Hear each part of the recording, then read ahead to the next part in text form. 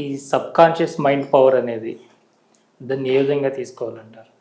Sub conscious mind power అనేది మనకు తెలియకపోయినా 95% మన జీవితంలో మీద పనిచేస్తుందండి. 5% కాన్షియస్ మైండ్ పనిచేస్తుంది. మరి గత జన్మే అన్ని సబ్ కాన్షియస్ మైండ్లోనే ఉంటాయి. అంటే మనం ఇప్పుడు పడే ఇబ్బంది అంతా మన చిన్నప్పుడు జీవితం, గత జన్మ చిన్నప్పుడు పరిస్థితులు వచ్చాయి, చిన్నప్పటి నుంచి ఇప్పుడుకి వస్తుంది. మరి అప్పుడు దాన్ని క్లీన్ చేయాలంటే దానికి ఆపోజిట్గా, అంటే ఇప్పుడు బురదలో ఉన్న కలువ పువ్వు ఎలా అయితే అంటించుకోలేదో దాన్ని వదిలేయాలి. ఒక కోపం వస్తుంది, ఒక ద్వేషం వస్తుంది, పట్టుకున్నావు. ఒక రంపం మీద నుంచి పాము వెళ్ళిపోయిందండి, కొండ చలువ రంపం గీసుకుంది. ఈ రంపం నన్ను గుచ్చుకుంటే దాన్ని చుట్టేసుకుంది, ముక్కలు అయిపోద్ది కొండ చలువ. ఇప్పుడు ఆ బాధను పట్టుకోవడం వల్ల నీకు కర్మ అంటుకుంటుంది. నువ్వు వదిలేయగలిగితే ఏ కర్మ అంటుకోదు కదండి. ఇప్పుడు కోపం ఎందుకు వస్తుంది? ఆ లోపల పెట్టుకోవడం వల్ల నీకు ఇంకా అతను చూసేటప్పుడు ఇంకా బాధ వస్తుంది, ఇంకా కర్మని యాడ్ చేస్తున్నావు, ఇంకా జరుగుతుంది.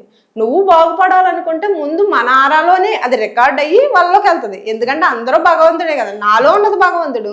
నేను ఆలోచించిన ప్రతిదీ నాలోకి వచ్చిన తర్వాత ఇతరులకు వెళ్తుంది, నా చెయ్యి కాలిన తర్వాత ఇతరులు ఇల్లు కాలుతుంది. మరి అలాంటప్పుడు అది తెలుసుకున్నప్పుడు ఎందుకు మరి ఈ కోపం, ద్వేషం, అసూయ మనకు అవసరమా? మన లక్ష్యం కదా మనకు ముఖ్యం. మనం ఎందుకు వచ్చాం, ఏ పర్పస్తో వచ్చాం, మనం ఇక్కడ క్లీన్ చేయగలగాలండి. బయట ఎక్కడా లేదు. ఈ పిండాండంలో ఏదైతే ఉందో అదే బ్రహ్మాండంలో కనిపిస్తుంది. ఆ బ్రహ్మాండంలో కనిపించేదాన్ని పిండాండం ద్వారా మాత్రమే మార్చగలం. అది నేను అర్థం చేసుకున్నా. ఒక అద్దం ఉంది, అద్దం మీద మురికి ఉంది, మురికిని అద్దం తుడిస్తే మనకు కనిపించదు కదా. అలా ప్రతిదీ కూడా. ఈ ఆకాశిక్ రికార్డ్స్ అంటే ఏంటమ్మా? ఆకాశపు రికార్డ్స్ అంటే మనం చేసిన ప్రతిదీ కూడా అక్కడ రికార్డ్ అవుతుందండి. మళ్ళీ జన్మలో మళ్ళీ అవే వాసనలుగా మూలాధార చక్రంలో స్టోర్ అవుతుంది. ఎప్పుడైతే మనం ఆ వాసనలు వదిలించుకుంటామో, వాసన అంటాం మనం ప్రతిదాన్ని. ఏది ఇప్పుడు అతి ప్రేమ, అతి సర్వత్ర వర్జయత్తండి. ఏది అతిగా ఉండకూడదు. ఒక దాని మీద చిరాకు అతిగా ఉండకూడదు. ఇప్పుడు ప్రేమ అతిగా ఉండకూడదు, సమస్థితిలో ఉండాలి. ఇప్పుడు ఆదిశంకరాచార్యులు ఒకసారి వెళ్తా ఉంటే కుక్క చచ్చిపోద్ది, శిష్యులు అందరూ చచ్చిపోయిందని వాసన వస్తుంది అనుకుంటే ఆయన పొల్లు ఎంత బాగున్నాయి అనుకుంటారు. వాళ్ళు ఎవరు అంటే పెంట కుప్పల పక్కన ఉన్న కుప్ప అసలు అసహించుకోరు. అంటే అసహ్యం కూడా ఉండకూడదు, ఇటు ప్రేమ ఉండకూడదు. ఆ సమస్థితులు ఏది బలంగా ఉన్నా రికార్డ్ అయిపోద్ది, ఏది బలంగా లేకుండా సమస్థితిలో ఉన్నప్పుడు రికార్డ్ అవ్వదు. ఒక కర్మని క్రియ ద్వారా మనం చేయొచ్చు. కర్మ అంటే మనం ఎరుకలేని స్థితిలో రికార్డ్ అయ్యేది, ఎరుకుతో చేసేది క్రియ. దాని ద్వారా అద్భుతాలను సాధించవచ్చు అని నేను అనుకుంటా గురువు గారు. అంటే ఏదైనా ఒక జ్ఞానం తెలుసుకోవడము, దాన్ని చెప్పడం అనేది చాలా ఈజీ, కానీ అదే స్థితిలో ఉండడం, దాన్ని ఆచరించడం అనేది చాలా కష్టం. అవునండి, కష్టమే. మీరు ఎప్పుడైనా అట్లా జారిపోతున్నట్టుగా అనిపిస్తుంటుందా? మొన్న మా ఫాదర్కి ఒంట్లో బాగోలేదండి, ఒక ఆపరేషన్, ఇంకా అంటే అటు ఇటు అని చెప్పారు. అంటే ఆ స్థితి నా మీద చాలా బలంగా, అంటే చిన్నప్పటి నుంచి నాన్నగారు పెళ్ళి అయ్యాక కూడా నాకు చాలా హెల్ప్ చేశారు గేదెల కాడ కష్టపడ్డప్పుడు. అది అంటే ఆయన నాకు చెయ్యరన్న బాధో తెలియదు, ఆయన ఏదైనా సిచ్యువేషన్ వస్తే ఉండరన్న బాధో తెలియదు, కానీ చాలా ఎఫెక్ట్ చూపించేసింది. నాకు తెలుస్తుంది ఇది నా ఎనర్జీని డౌన్ చేస్తుందని తెలుస్తుంది, కళ్ళు తిరుగుతున్నాయి, నేను డౌన్ అవుతున్నా, కానీ ఎరుక స్థితిలోకి రావడానికి నాకు సహకరించట్లా. ఆ సాధనలో వచ్చిన తర్వాత నా ఎరుకు స్థితి ఇంకా పెరిగిందండి. ఎందుకంటే ఒక సిచ్యువేషన్ వచ్చినప్పుడు అంటుకోకుండా ఉండడం గొప్ప, ఉత్తప్పుడు ఎన్నైనా చెప్తాం, కానీ ఆ సిచ్యువేషన్లో పడిపోకుండా ఉండడం గొప్ప కదా. తర్వాత నాకు కూడా బ్రెయిన్ స్కానింగ్ అయ్యి తీస్తున్నారు, వద్దొద్దు ఇది నేను డౌన్ అవుతున్నా, అక్కడ ఎమోషన్ కనెక్ట్ అవుతున్నా అంటే మా అమ్మగారు చాలా సహజంగా మాట్లాడతారు, చాలా న్యాచురల్గా. అయితే ఇప్పుడు ఇంత వయసు వచ్చింది, ఏదో ఒకటి అవుతుంది, నువ్వు అలా పెట్టుకోకూడదు అంటే దాన్ని అంగీకరించగలగాలి. అంగీకరించలేకపోతున్నాం అంటే ఆవిడే అంతలా అంగీకరించారు, కానీ అమ్మవారి దయ వల్ల నాతో నాకు ఇంకా అనుభూతులు కావాలనుకోవడం వల్ల చాలా సేఫ్గా, చాలా హ్యాపీగా, ఇంకా ఆరోగ్యంతో వచ్చారు. ఇలాంటి అనుభూతులు కావాలంటే ఒకసారి మా అన్నయ్య గారు వాళ్ళ ఎద్దులు ఉంటాయండి, వాళ్ళకి ఎద్దు కనిపించకుండా వెళ్ళిపోయింది. నాకు ఈ క్లాసుల్లో బిజీగా ఉంటున్నానని నాకు చెప్పలేదు, మా అన్నాడు చెప్పారు. చెప్తే నేను హనుమంతుడిని పిలిచి, హనుమా అది ఎక్కడ ఉంది, అన్నయ్యని ఎత్తుక్కుంటున్నాడు కదా, కొంచెం కనిపించేటట్టు హెల్ప్ చేయొచ్చు కదా అంటే సాధారణంగా మాట్లాడతాను నేను. అవి మాట్లాడితే ఒక పాలు తీసుకుంటుంటే ఒక ఆవిడ వచ్చిందంట, వచ్చి రాజుగారు ఆ కొండ పక్కన ఒక ఎద్దు పడుకుందండి అవద్దంటారని చెప్పి వెళ్ళిపోయిందంట. ఇటు పాలు తీసుకుని వెళ్తే అక్కడ ఉంది. అంటే మనం వెతికితే కనిపిస్తుంది, అదంటే చాలా టైం పడుతుంది, చాలా ప్రయాసపడాలి. అదే ఒక గురువునో, ఒక ఏంజల్స్నో, ఒక అమ్మవారినో మనం ఒకటి చెప్పుకుని ప్రయత్నం చేస్తే అది చాలా ఈజీగా అవుతుంది. అది నా అనుభవాల్లో అలాంటివి చాలా ఉన్నాయండి. అంటే మీరు మాస్టర్స్ ఇన్వైట్ చేస్తుంటారా? నేను అలా ఇన్వైట్ చేసింది ఏమీ లేదు కానండి, నాకు ఆటోమేటిక్గా ఆ టైంకి నాకు ఏది అందాలో అది అందేస్తుంది. నాకు వచ్చింది అనుకోండి, ఆఖరికి ఏ పకోడీలు తెచ్చుకుని పేపర్లో అయినా దానికి ఆన్సర్ వస్తుంది, ఆ బుక్ వస్తుంది నేను అనుకోగానే. అది ఎలా వస్తుంది అనేది ఇంకా అమ్మ నడిపేస్తుందని నేను అనుకుంటా. అంటే మీరు నమ్ముతారండి హాస్టల్ మాస్టర్స్ ఉన్నారు, వాళ్ళు మనకి అంత హెల్ప్ చేస్తుంటారు? హాస్టల్ మాస్టర్స్ నేను చాలా నమ్ముతా. ఎందుకంటే నాకు పెళ్ళయిన తర్వాత మా అమ్మగారు పుట్టపర్తి సాయిబాబాని భజన చేయించుకోవడానికి ఒకళ్ళు పక్కన చేయించుకుంటుంటే మీ ఇంట్లో చేయించుకోమన్నారంట.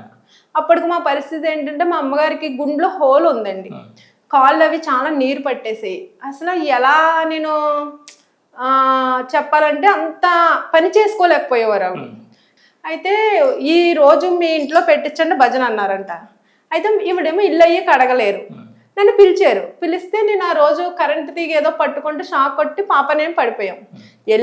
వెళ్ళి నేను నిజంగా ఈ రోజుకి క్షమాపణ చెప్పుకుంటా. అయితే ఈయన ఒక స్మగ్లర్ అంటారు. నాకు షిరిడి సాయిబాబా ఇష్టం. షిరిడి సాయిబాబాతో నాకు చాలా అనుభూతులు ఉన్నాయి. చిన్నప్పుడు నాకు ప్రెగ్నెంట్తో ఉన్నప్పుడు, మా అబ్బాయి పుట్టినప్పుడు కానీ చాలా అనుభూతులు ఉన్నాయి. అయితే ఈయన ఒక స్మగ్లర్ అంటారు, నువ్వేమో ఇల్లు తీసుకొచ్చి భజన పెట్టించో, అక్కడేమో ఆవిడ నన్ను పంపించరు, ఇక్కడేమో ఇల్లు కడగడానికి అదే అని నేను మా అమ్మగారిని తిట్టుకుంటే భజనకు వెళ్ళలేదు, నేను ఇల్లు శుభ్రం చేసి వచ్చేసాను. భజన జరిగాక ఆవిడకి తెల్లవారుజామున సత్యసాయిబాబు వచ్చి అలా కూర్చున్నారండి. అమెరికా డాక్టర్లు 2 వచ్చారు, ముక్కుల్లోంచి సూప్ పెట్టి లోపలంతా చేశారంట. తెల్లవారుజామున మూసుకుంటే బ్లడ్ కూడా పడింది ఆవిడకి. మా నాన్నగారి కాళ్ళకి క్యారేజీ వండలేదు, వాళ్ళు అలాగే వెళ్ళిపోయారు. పక్క ఆవిడ ఎవరో వచ్చి కొద్దిగా ఏదో పెట్టారంట. ఒక 2-3 రోజుల తర్వాత నాకు ఇలా చెప్పారు. అంటే ఇది ఏమన్నా భ్రమ పడుతుందా ఏంటి అనుకున్నాను నేను. వారం రోజుల తర్వాత మాకు పట్టిసీమ తీర్థమని కొంచెం శివరాత్రికి జరుగుతుందండి. ఇసుకలో నడవాలి, అది చాలా దూరం. మామూలుగా యాక్టివ్గా ఉన్న వాళ్ళు కానీ వెళ్ళలేరు. ఇప్పుడు కాళ్ళ నొప్పులతో పని చేసుకోలేని ఆవిడ వారం 10 రోజులకు పట్టిసీమ నడిచి వెళ్ళిపోయారు. మాకు అర్థం అవ్వలేదు, ఈ బాధపడలేక గోదావరిలోనే దూకేస్తానికి వెళ్ళిందే ఈవిడే ఏంటి అనుకున్నాం. చూస్తే ఆవిడ వెళ్ళి వచ్చేసారు. ఏంటంటే తగ్గిపోయింది, ఏం లేదు, ఆ రోజుతోనే తగ్గిపోయింది, ఆయాసం లేదు, కాలు నీరు పట్టిందంతా లాగేసింది. అప్పుడు మళ్ళీ మేము పుట్టపర్తి వెళ్ళామండి. వెళ్ళి అక్కడ టెస్టులు చేయించుకుంటే ఏం లేదని వచ్చింది, హోల్ కూడా లేదు. నన్ను రియల్ ఎక్స్పీరియన్స్ అది. మా అబ్బాయి పుట్టినప్పుడు అయితే మా అమ్మగారికి నేనే ఫస్ట్ బాబాని ఇంట్లోకి తీసుకురావడం కానీ తాళ్ళు కట్టించుకుని వచ్చేసేదాన్ని. నేను ఇప్పుడు ఈ వ్రతం చేస్తాను, ఈ 11 రోజులు పూజ చేస్తాను, గుళ్ళో చెప్పారు అని చెప్తే మా నాన్నగారు నువ్వు ఏది చేసినా బాగా అనిపిస్తుంది అనేవారు. అయితే అలా చేసినప్పుడు తర్వాత నా ప్రెగ్నెంట్ అప్పుడు రెండోసారి బాబు కోసం, ఫస్ట్ పాప అండి, బాబు కోసం చాలా నన్ను కావాలన్నారన్నమాట. అంటే నేను భయపడ్డా ఫస్ట్. అంటే అమ్మేమో బాబాని నమ్ముకో, ప్రతి గురువారం ఇలా చేసుకో, మగపిల్లడు పుడతాడు, పుట్టకపోతే ఏముంది, ఆడపిల్ల పుడితే నేను పెంచుకుంటాను అని ధైర్యం ఇచ్చారు. అయితే మా అమ్మగారు బాగా జరిగేది భజన కానీ, సాయి గాయత్రి. ఇప్పుడు ఇవిడికి తగ్గింది కదా, ఇంక సాయి గాయత్రి మొదలు పెట్టారు. మాకు రామాలయం ఉండేది, పౌర్ణమి కార్యక్రమాలు కానీ మా అమ్మగారు చాలా బాగా చేస్తారండి. ఇప్పుడు ఎండలో అలా వెళ్తున్నారు అనుకోండి, ఎవరైనా పిలిచి ఎండలో కూర్చుని మరీ మజ్జిగిస్తారు. నీకు అవసరమా అని మా నాన్నగారు నేను కూడా తిట్టేవాళ్ళం అప్పుల్లో, అంటే ఎందుకు ఇంత అని.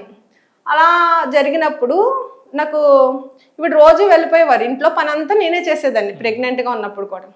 నొప్పులు వస్తున్నప్పుడు మా అమ్మగారు ఏడుస్తాం కదా, ఏడుస్తుంటే అమ్మ బాబు ఏం చేయలేరమ్మా బాబా అన్నారు. బాబా అన్నానంటే నేను ఇంకా అన్కాన్షియస్లోకి వెళ్ళిపోయి నాకు ఏం తెలియదు.